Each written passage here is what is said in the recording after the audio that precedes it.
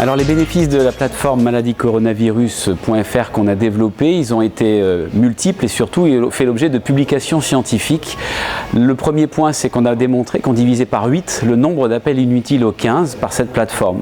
Cette plateforme, elle sert à orienter les patients suspects d'avoir l'infection vers la meilleure prise en charge.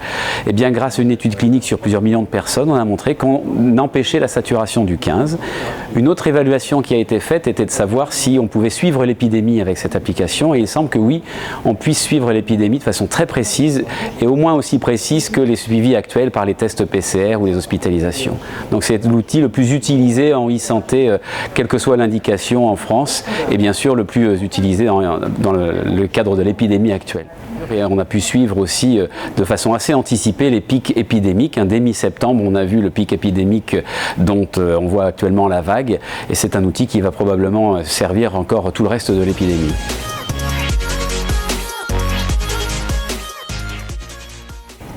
Les limites, clairement, c'est les limites de l'évaluation clinique. Est-ce qu'un outil il est utile? Est-ce qu'il est pertinent? Est-ce qu'il répond à un besoin du patient ou du médecin?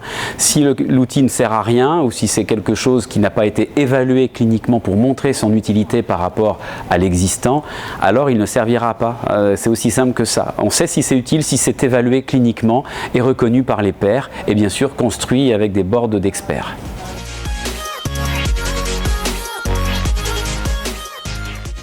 Alors, le fait d'être dans le conseil scientifique des trois sphères, c'est quelque chose qui a permis d'élargir très rapidement les réseaux d'intervention lorsqu'on a développé justement notre site Maladie Coronavirus, puisque en quelques jours, on a pu rencontrer des dizaines d'experts en e-santé, en informatique, en médecine, et du coup, effectivement, on a gagné un temps que l'on n'aurait peut-être pas pu avoir si on n'avait pas eu ce réseau autour de ce conseil scientifique. Donc les choses se sont faites très rapidement avec aussi la construction de cet univers de digital et de l'alliance Covid-19 avec des mutuelles, des assureurs, des banques, etc. qui ont soutenu le déploiement.